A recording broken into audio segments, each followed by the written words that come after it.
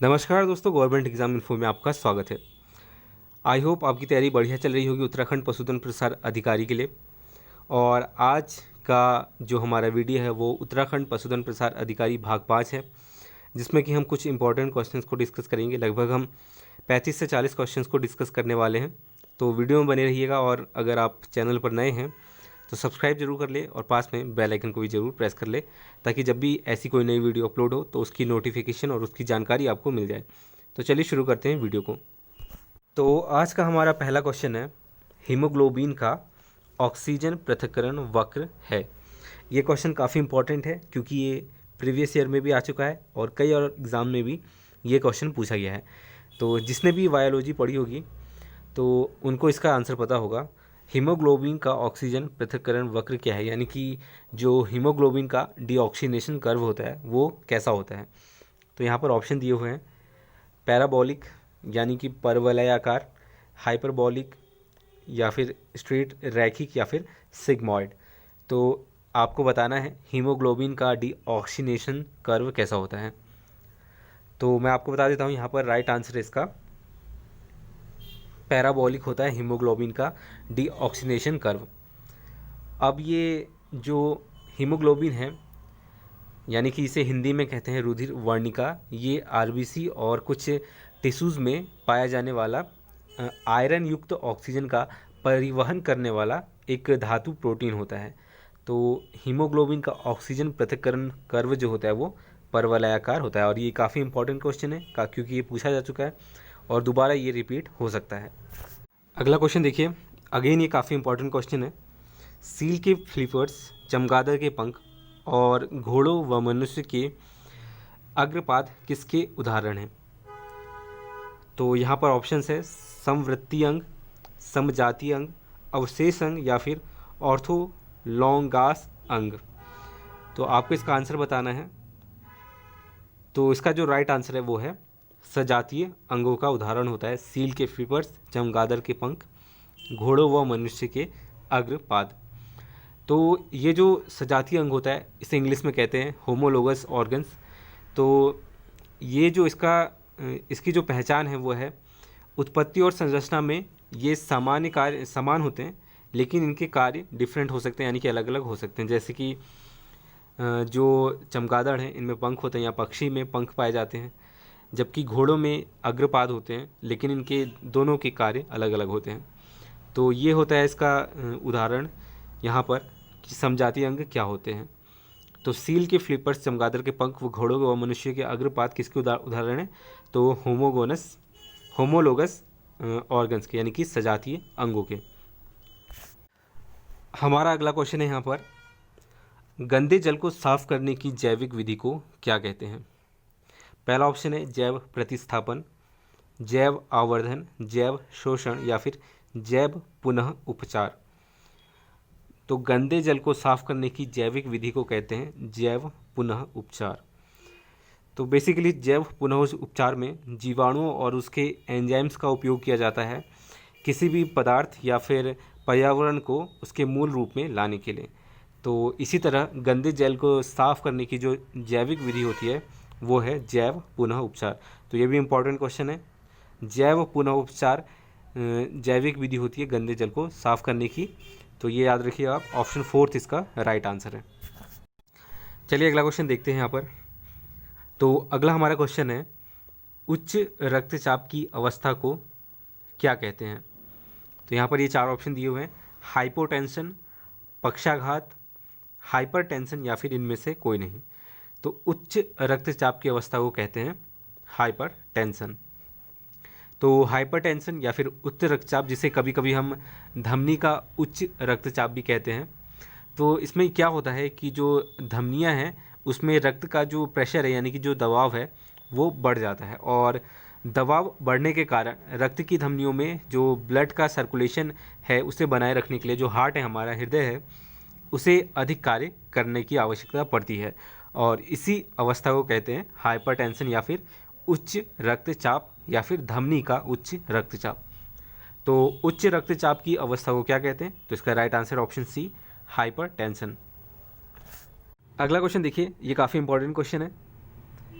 निम्न में से कौन सी बीमारी श्वसन तंत्र से संबंधित है, यानी कि आपके रेस्पिरेटरी सिस्टम से संबंधित है। तो यहाँ पर ऑप्शन दिया हुआ है डायरिया, दूसरा है टीबी, तीसरा है निमोनिया और फोर्थ ऑप्शन है यहाँ पर बी और सी दोनों, यानी कि जो बीमारी श्वसन तंत्र से संबंधित है वो टीबी भी है और निमोनिया भी है। तो इसका राइट आंसर ऑप्शन डी, ये दोनों ही इसके राइट आंसर है। टीबी और निमोनिया दोनों ही श्वसन तंत्र से संबंधित जो है बीमारियां हैं। बात करें टीबी की, तो आपको मालूम होगा टीबी यानी कि ट्यूबरकुलोसिस, और ये बैक्टीरियम ट्यूबरकुलोसिस नामक बैक्टीरिया के कारण होता है। तो इसमें जो सीधा असर होता है वो मनुष्य के फेफड़ों पर पड़ता है। तो ये था टीबी। और बात करें निमोनिया की, तो जैसा कि आपको मालूम होगा हमारे शरीर में सांस लेने के लिए जो सबसे महत्वपूर्ण अंग है वो है फेफड़ा। तो फेफड़े जो है हमारे शरीर के सबसे महत्वपूर्ण अंग होते हैं सांस लेने के लिए। तो और फेफड़े जो हैं वो स्पंज जैसे होते हैं, जिसमें कि O2 और CO2 यानी कि ऑक्सीजन और कार्बन डाइऑक्साइड का आदान प्रदान होता है। फेफड़ों में कई गुब्बारे नुमा झिल्लियाँ भी बनी होती हैं जिसे कि एल्वियोली कहते हैं, और ये सामान्यतः हवा से भरी रहती है। लेकिन जब निमोनिया होता है तो उस समय वायरस के प्रभाव के कारण एल्वियोली हवा की बजाय गाढ़े तरल यानी कि लिक्विड से भर जाता है, जो सामान्यतः मवाद कह सकते हैं आप, या वैसे ही किसी अन्य तरह से भर जाता है। तो इसमें क्या होता है कि फेफड़े गैस के स्थानांतरण के लायक नहीं रहते हैं, यानी कि गैस के स्थानांतरण के लायक नहीं रहते हैं फेफड़े। और फिर अब चूँकि फेफड़ों की ब्लड सप्लाई बहुत अधिक होती है, तो जो वायरस है वो ब्लड से यानी कि रक्त से पूरे शरीर में फैल जाता है और शरीर में बैक्टीरिया या फिर स्टिसिमिया जो होता है वो चला जाता है, जिससे आम भाषा में कह सकते हैं खून का पानी होना।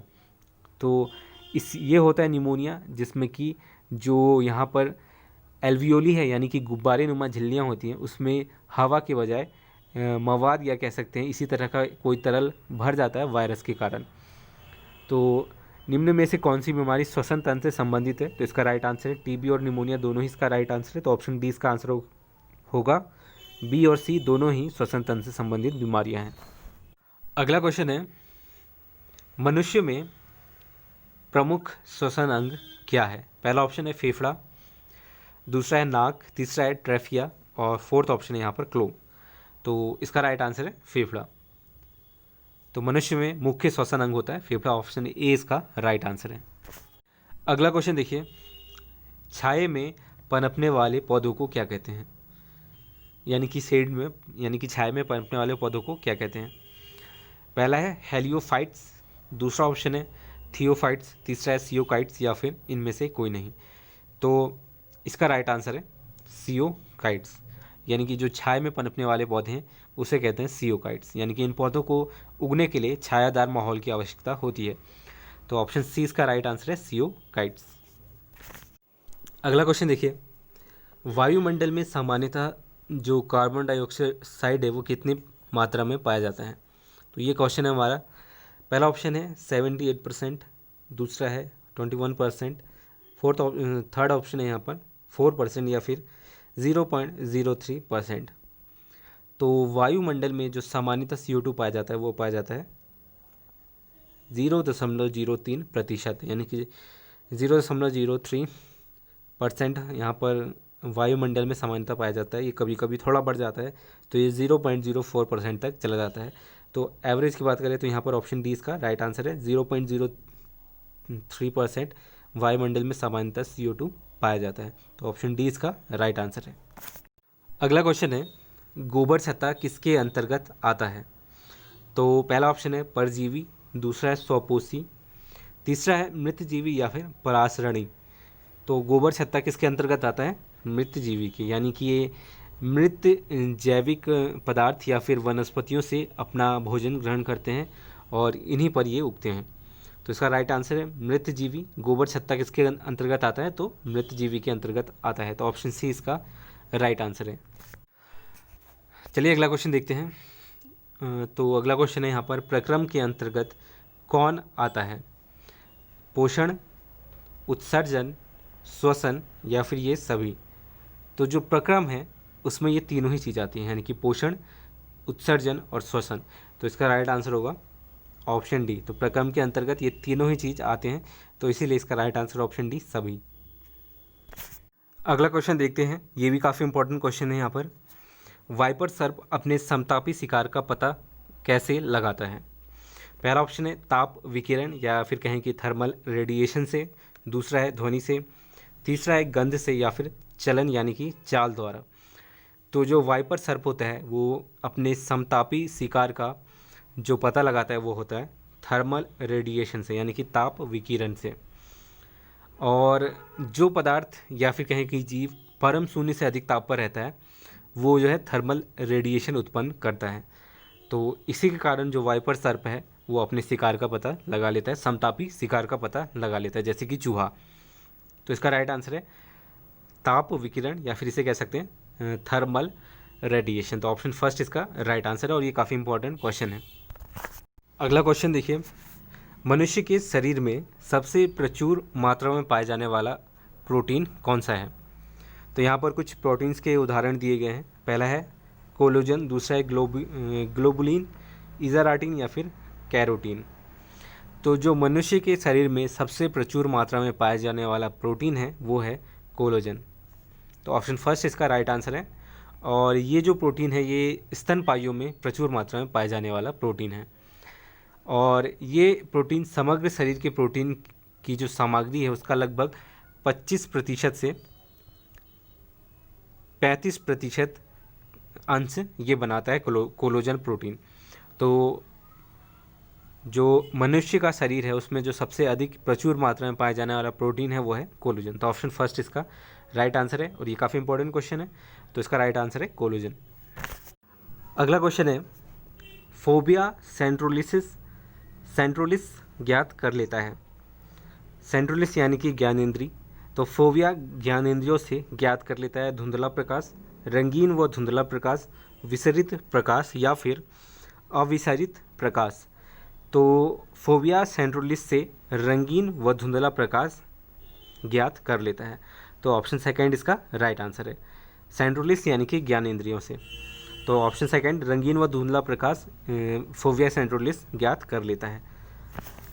अगला क्वेश्चन देखिए, मनुष्य दंत है यानी कि जो मनुष्य के दांत हैं वो किस तरह के होते हैं?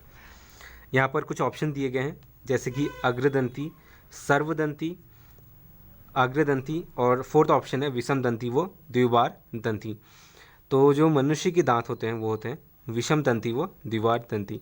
तो मनुष्य दंत है विषम दंती व द्विबार दंती। तो ऑप्शन फोर्थ इसका राइट आंसर है। अगला क्वेश्चन है यहाँ पर संयोजी ऊतक के उदाहरण हैं यानी कि जो कनेक्टिव टिश्यूज होते हैं हमारे वो इनमें से जो ऑप्शन दिए गए हैं वो किसका उदाहरण है? पहला ऑप्शन है यहाँ पर रक्त और हड्डी यानी कि बोन और ब्लड, रक्त और स्किन, हड्डी व पेशी या फिर हड्डी व कार्टिलेज। तो जो संयोजी ऊतक होते हैं यानी कि जो कनेक्टिव टिश्यूज होते हैं वो रक्त और हड्डी के उदाहरण हैं। तो ऑप्शन फर्स्ट इसका राइट आंसर है। अगला क्वेश्चन देखिए, तो अगला क्वेश्चन है यहाँ पर निम्न में से किस जंतु में स्तन ग्रंथि नहीं पाई जाती हैं? पहला ऑप्शन है समुद्री घोड़ा यानी कि सी हॉर्स, दूसरा है ऑक्टोपस, तीसरा ऑप्शन है डॉल्फिन या फिर व्हेल। तो इनमें से वो जंतु जिसमें स्तन ग्रंथि नहीं पाई जाती है वो है सी हॉर्स यानी कि समुद्री घोड़ा जिसमें कि स्तन ग्रंथि नहीं पाई जाती है। तो ऑप्शन फर्स्ट इसका राइट आंसर है। अगला क्वेश्चन है एक स्वस्थ मनुष्य का रक्तचाप क्या होता है? 90-60, 120-80, 154, 130 या फिर 140, 160। तो जो स्वस्थ मनुष्य है उसके लिए जो रक्तचाप होता है वो होता है 120-80। तो ऑप्शन बी इसका राइट आंसर है। अगला क्वेश्चन देखिए, रक्त में ग्लूकोज की मात्रा नियंत्रित रहता है इनमें से किसके कारण? पहला ऑप्शन है सोमेटोस्टेनिन के कारण, दूसरा है ग्लूकागन के कारण, तीसरा है गैस्ट्रिन के कारण और फोर्थ ऑप्शन है यहाँ पर इंसुलिन के कारण। तो रक्त में जो ग्लूकोज है उसकी मात्रा को नियंत्रित करने के लिए इंसुलिन की मात्रा जरूरी होती है। तो इंसुलिन के कारण ही रक्त में ग्लूकोज की मात्रा यहाँ पर स्टेबल रहती है। तो इसका राइट आंसर है ऑप्शन डी। अगला क्वेश्चन देखिए, किसी अभिक्रिया द्वारा पौधे में ऑक्सीजन बाहरी वातावरण से कोशिकाओं में किस अभिक्रिया द्वारा पौधे में ऑक्सीजन बाहरी वातावरण से कोशिकाओं में पहुंचता है? पहला है किवर्ण, दूसरा है विसरण, तीसरा है दहन या फिर प्रकाश संश्लेषण। तो यहाँ पर इसका राइट आंसर है विसरण। तो विसरण के कारण ही जो पौधों में ऑक्सीजन बाहरी वातावरण से कोशिकाओं में पहुंचता है। तो ऑप्शन बी इसका राइट आंसर है। अगला क्वेश्चन देखिए, निम्न में से बैक्टीरिया से फैलने वाला रोग है? पहला ऑप्शन है चेचक, दूसरा ऑप्शन है तपेदिक, तीसरा है मम्प्स और तीसरा ऑप्शन है मप्स और चौथा ऑप्शन है पीलिया। तो यहाँ पर जो बैक्टीरिया से फैलने वाला रोग है वो है चेचक। तो ऑप्शन फर्स्ट इसका राइट आंसर है, जो कि चेचक, जो कि बैक्टीरिया से फैलने वाला रोग है। अगला क्वेश्चन देखिए, किस वर्ग के पौधों में बीज बनते हैं परंतु बीज नग्न रूप में पौधों पर लगे रहते हैं? पहला ऑप्शन है जिम्नोस्पर्म, दूसरा ऑप्शन है एंजियोस्पर्म, तीसरा है टेरिडोफाइट्स और चौथा है ब्रायोफाइट्स। तो ये इंपॉर्टेंट क्वेश्चन है। तो किस वर्ग के पौधों में बीज बनते हैं परंतु बीज नग्न रूप में पौधों पर लगे रहते हैं? तो इसका राइट आंसर है जिम्नोस्पर्म में। तो ऑप्शन ए इसका राइट आंसर है। अगला क्वेश्चन देखते हैं, निम्नलिखित में से नियत तापी प्राणी यानी कि वार्म ब्लडेड एनिमल कौन सा है?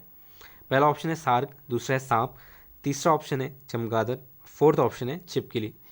तो जो वार्म ब्लडेड एनिमल होता है वो होता है चमगादड़, यानी कि नियत तापी प्राणी चमगादड़ है। तो ऑप्शन सी इसका राइट आंसर है। अगला क्वेश्चन देखिए, अगला क्वेश्चन है किसी पत्ती का मुख्य कार्य क्या है?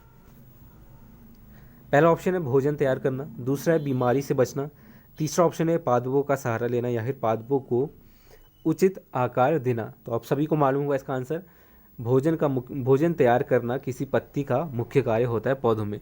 तो ऑप्शन ए इसका राइट आंसर है। अगला क्वेश्चन देखिए, मनुष्य की खोपड़ी में कितनी अस्थियां होती हैं? पहला ऑप्शन है 8, दूसरा है 30, दूसरा 30 है और थर्ड ऑप्शन है यहाँ पर 32 और फोर्थ है 38। तो जो मनुष्य की खोपड़ी है उसमें 8 हड्डियाँ होती हैं, जबकि पूरे चेहरे को मिलाकर कुल 28 हड्डियाँ होती है। मनुष्य के पूरे चेहरे को मिलाकर 28 हड्डियाँ होती हैं। तो मनुष्य की खोपड़ी में कितनी अस्थियाँ होती हैं? 8। अगला क्वेश्चन देखिए,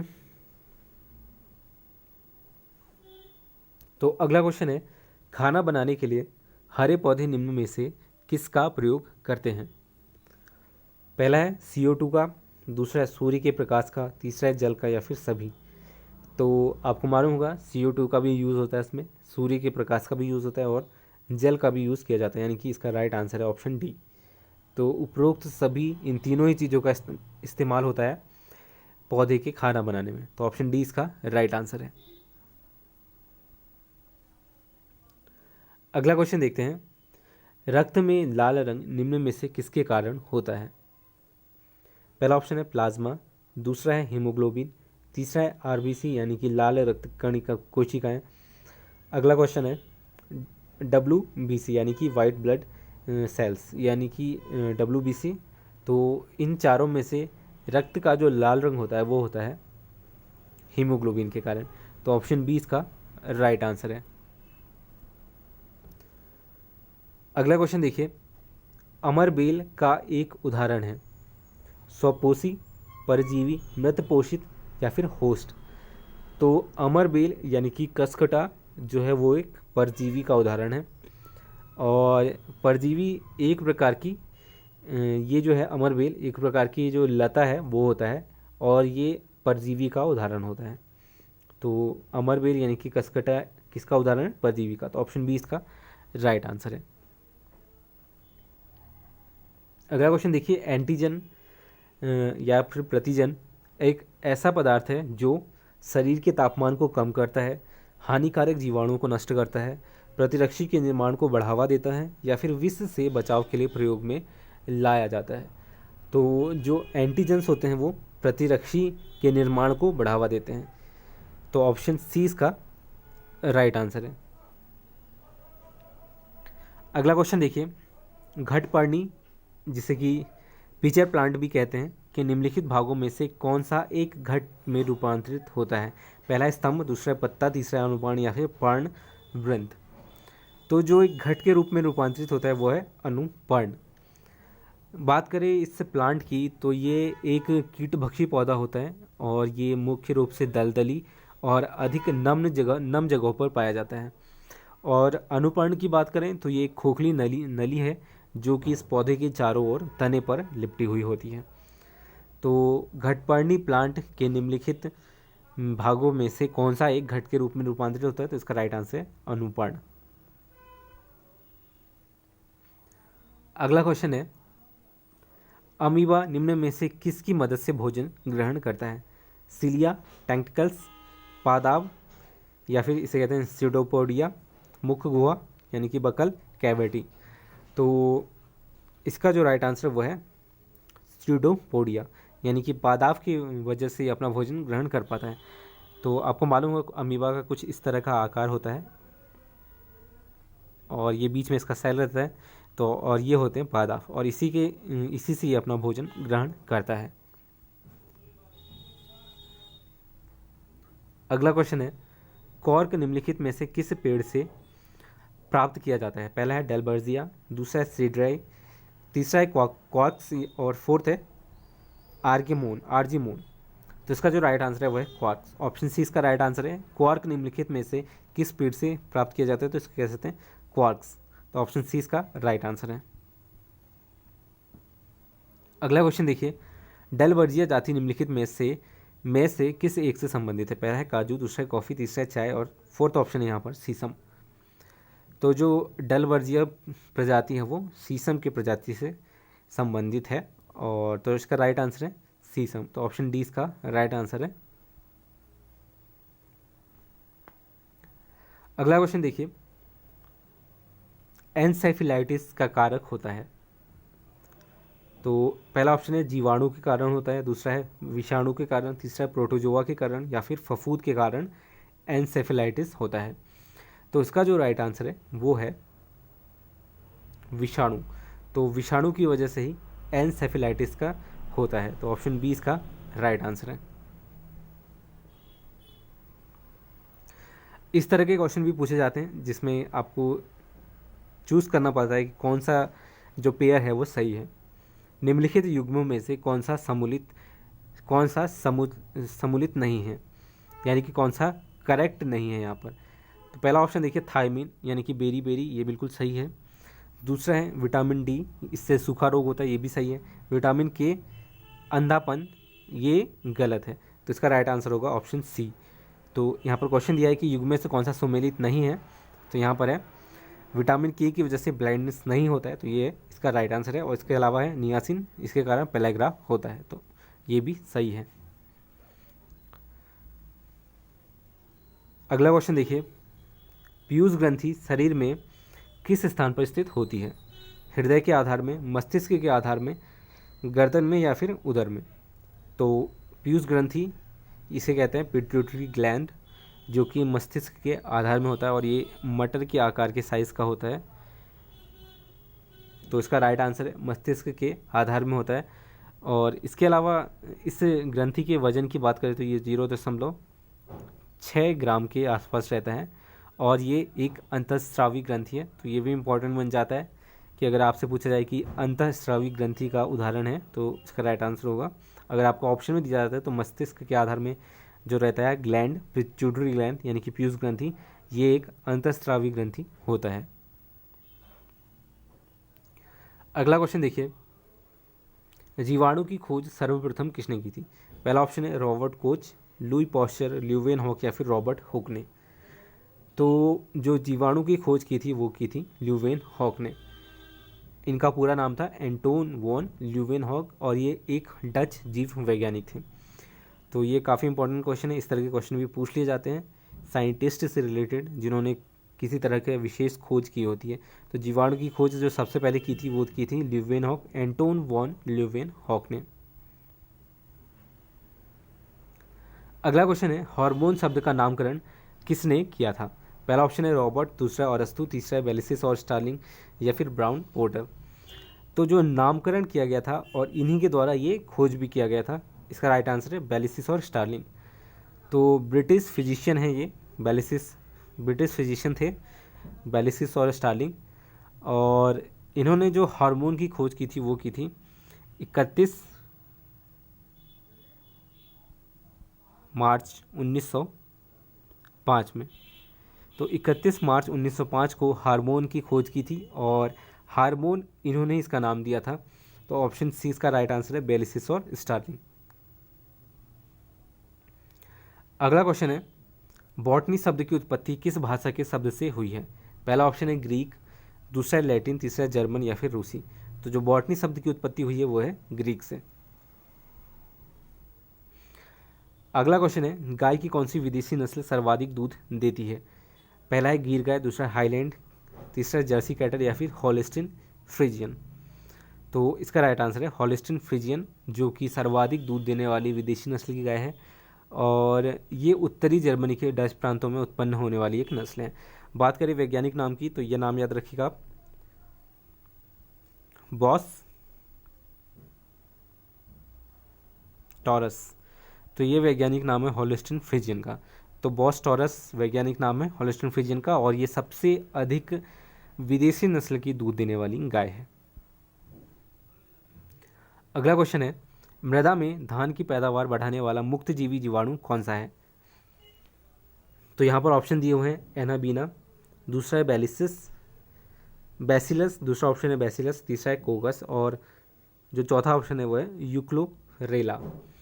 तो जो मृदा में धान की पैदावार बढ़ाने वाला मुक्त जीवी जीवाणु है वो है एनाबीना। तो इसका right answer option first anabaena. अगला क्वेश्चन देखिए विटीकल्चर का संबंध किससे है? पहला ऑप्शन सिल्क उत्पादन से, दूसरा अंगूर उत्पादन से, तीसरा शहद उत्पादन से या फिर ऊन उत्पादन से। तो विटीकल्चर का जो संबंध है वो है अंगूर के उत्पादन से। अगला क्वेश्चन है बाढ़ प्रभावित क्षेत्रों में किस प्रकार की खेती की जाती है? पहला है तर खेती, दूसरा दियारा खेती, तीसरा है तैरती खेती या फिर आर्द्र खेती। तो जितने भी प्लेन्स के क्षेत्र हैं जहाँ पर बाढ़ बहुत दिनों तक रहता है बरसात के समय में, तो वहाँ पर जो खेती प्रभाव में लाई जाती है वो है दियारा खेती। तो ऑप्शन बी इसका राइट आंसर है। अगला क्वेश्चन देखिए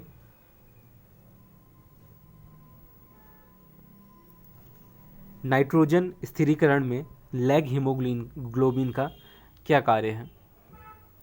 पहला है कार्बन का अवशोषण, दूसरा है ऑक्सीजन का अवशोषण, तीसरा है ऑक्सीजन का उत्सर्जन और फोर्थ ऑप्शन है नाइट्रोजन का संग्रहण। तो इसका राइट आंसर है ऑक्सीजन का अवशोषण। तो पौधों में नाइट्रोजन को गैसीय रूप में ग्रहण करने की क्षमता का अभाव होता है और इसी वजह से जो पौधे हैं वो जो नाइट्रोजन है उसको नाइट्रेट यानी कि NO3 और जो दूसरा घटक है वो है नाइट्राइट यानी कि NO2। तो ये दो जो अवयव हैं इसके रूप में ग्रहण करता है। तो जो वायुमंडल में मुक्त नाइट्रोजन है कि यौगिक के रूप में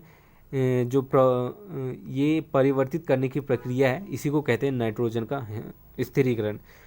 तो नाइट्रोजन के स्थिरीकरण में लैग हीमोग्लोबिन का जो कार्य होता है वो होता है ऑक्सीजन का अवशोषण और नाइट्रोजन के स्थिरीकरण में नाइट्रोजन को चूंकि पौधे डायरेक्ट रूप से इसको ग्रहण नहीं कर सकते हैं तो इसीलिए ये इसके घटक के रूप में इसको ग्रहण करते हैं NO3 और NO2 के रूप में। तो इसका राइट आंसर है ऑक्सीजन का अवशोषण लैग हीमोग्लोबिन का कार्य होता है नाइट्रोजन स्थिरीकरण में। तो दोस्तों आई होप आपको ये वीडियो अच्छी लगी हो और आपको सारे क्वेश्चन समझ में आया हो। किसी भी तरह के डाउट के लिए आप कमेंट बॉक्स में अपने क्वेरीज को क्लियर कर सकते हैं। तो दोस्तों इसी तरह के सभी वीडियोस प्राप्त करने के लिए चैनल को जरूर सब्सक्राइब कर लें और पास में बेल आइकन को भी प्रेस करके रखें ताकि जब हम कोई नई वीडियो अपलोड करें तो उसकी जानकारी आपको मिल जाए। तो तब तक के लिए दोस्तों धन्यवाद, मिलते हैं अगले वीडियो में।